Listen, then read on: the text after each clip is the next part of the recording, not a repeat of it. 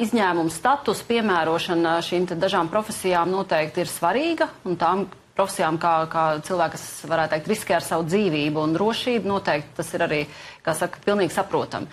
Bet mazliet neparasti ir tas, ka šī pensijas sistēma ir augusi un mainījusies, varētu teikt, diezgan nekontrolējami, ļoti atšķirīgi. Tajā pašā radošās industrijas nozarē nemaz nav tik lielas tās izdienas pensijas, un viņas tik labi neaizvieto ienākumus, bet ir dažas profesijas, kuras, saprot, tā aizvietojamība ir dubult lielāka nekā vecuma pensionāriem. Un tas ir tas netaisnīguma brīdis, ko noteikti būtu jāmaina. Tātad likmes būtu godīgāk, noteikti līdzīgākas pret kaut kādu vidējo, jo tiek, varētu teikt, ja pasaka vidējos rādītājs, tad izklausās ļoti, ļoti dāsni, bet ir profesijas, kur ir vairāk, kur mazāk, un noteikti jāvērtē tomēr šīs darbspējas zuduma faktors. Un cilvēkiem, kas tiešām vairs nespēja turpināt darbu ne savā profesijā, nevar būt arī kvalitatīvi radniecīgā profesijā, ko viņi varētu izvēlēties un apgūt.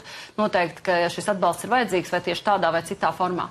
Bet tāpat laikā, manuprāt, ir jādod iespējas cilvēkiem tad pārkvalificēties, iegūt citu profesiju vai radniecīgu profesiju, un tur gan valstī būtu jādod pilns atbalsts. Arī militāru personām, arī iekšlietu darbiniekiem, jo mums cilvēki, kam ir mazliet pāri 50, vēl ir sparīgi un var strādāt, un kāpēc viņiem nestrādāt? To gan varētu nofinansēt valsts vai līdzfinansēt? Jā, līdzfinansēt, un varbūt īpaši tām grupām, kurām šobrīd plānots tā kā šīs izdienas pensijas vairs nedot iespēju nopelnīt. Noteikti jārespektē tie, kas jau ir nopelnījuši, un tos noteikti, kas jau šobrīd strādā šai darbā, un varbūt viņiem daži gadi tikai palikuši līdz pensijai, tos tiešām jāpasargā. Labi, bet kā bijusi ekonomikas? Šajā gadījumā noteikti svarīgi būtu nodrošināt iespēju cilvēkiem pilnvērtīgi turpināt strādāt, ja viņi to spēj fiziski.